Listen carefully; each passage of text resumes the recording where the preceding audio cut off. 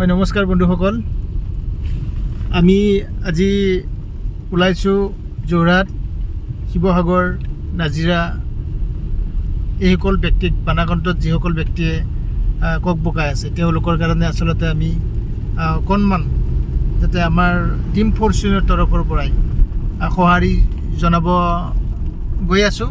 আৰু আমাৰ লগত টিম ফৰ্চুন আছে আৰু আটাইতকৈ ডাঙৰ কথা আমাৰ লগত টিম ফৰ্চুন হেড পৰিচালক আমাৰ ৰিতুল চেতিয়া ছাৰ, তেখেতে এনেধৰণৰ কামবিলাক বহুতো কৰি আহিছে আৰু আজিৰ দিনতো এনেকুৱা এটা চিন্তা লৈ আগবাঢ়িছে ছাৰে। আৰু তেখেতৰ পৰা আমি জানিব বিচাৰিছোঁ, কিন্তু আমাৰ এনেকুৱা ফিল হৈছে যে অসমত জুবিন দাৰ আদৰ্শ লৈ যে ছাৰে ইমান সুন্দৰকৈ কথাবিলাক আগবঢ়াই নি আছে, টিম ফৰ্চুনকো তেনেধৰণে আগবঢ়াই নি আছে। আৰু এই কথাবিলাক চিন্তা কৰি তেখেতে যে আগবাঢ়ি আহিছে বা যোৱা দিনবিলাকতো তেনেকৈ আগবাঢ়ি আহি আছে, আপোনালোকে তেখেতৰ পৰাই আজি দুই এষাৰ শুনক। ছাৰ কি ক'ব? হয়, নমস্কাৰ আটাইকে।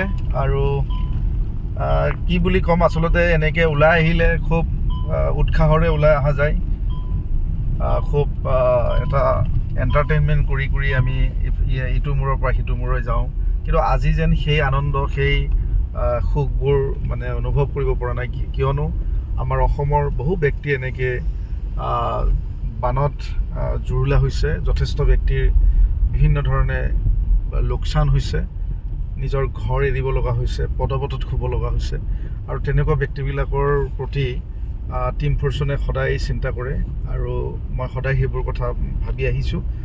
আৰু আমাৰ টিম ফৰ্চুনৰ প্ৰতিগৰাকী সদস্যৰ যি সহযোগিতা, প্ৰতিগৰাকী ব্যক্তিৰ যি মনৰ ইচ্ছা, যেনেকৈ নহওক আমাৰ অসমৰ প্ৰতিগৰাকী অসমীয়াক কেনেকৈ আমি আগুৱাই লৈ যাম, কেনেকৈ তেওঁলোকৰ দুখৰ সময়ত আমি সমভাগী হ'ব পাৰোঁ, তাৰ কাৰণে সকলোৱে সহযোগিতা আগবঢ়াইছে। তাৰ কাৰণে মই টিম ফৰ্চুনৰ আটাইকে ধন্যবাদ জনাইছোঁ। আৰু আজি আমি গুৱাহাটীৰ পৰাই যাত্ৰা আৰম্ভ কৰিছোঁ, সুদূৰ শিৱসাগৰ, নাজিৰা, যোৰহাট এনেকুৱা বিভিন্ন যি এলেকাত বানক্ৰান্ত হৈছে তেওঁলোকৰ খবৰ ল'বৰ কাৰণে, তেওঁলোকৰ কাৰণে কিছু খোৱা বস্তুৰ যোগান ধৰিছোঁ, ব্যৱস্থা কৰিছোঁ, কিছু বস্ত্ৰৰ ব্যৱস্থা কৰিছোঁ, আৰু কিছু তেনেকুৱা আৰু কি ধৰণৰ সমস্যা আছে আমি সন্মুখত গৈ কাক কি ধৰণে আমি কিমান পাৰোঁ সহায় কৰিব চেষ্টা কৰিম আমাৰ সাধ্য অনুযায়ী। আৰু এই জেগতে মই প্ৰতিগৰাকী অসমবাসী ৰাইজক, প্ৰতিগৰাকী ব্যক্তিক ক'ম যে আহক, সকলোৱে যোনে যি পাৰে সহায় কৰক। এনেকুৱা বিপদৰ সময়ত আমি যেতিয়া ইজনে আনজনক সহায় কৰিম, বৰ আনন্দ লাগিব, বৰ ভাল লাগিব। এয়া আমাৰ আচল জীৱন। আমি মানুহৰ দুখত দুখী হ'ব পৰাটো আটাইতকৈ উৎকৃষ্ট কাম বুলি মই ভাবোঁ, যাৰ বাবে আজি এনেকৈ ওলাই আহিছোঁ। মোৰ লগত আৰু কিছু ব্যক্তি আছে, আমি আটাইবোৰে এনেকৈ আহিছোঁ। আহক তেতিয়াহ'লে।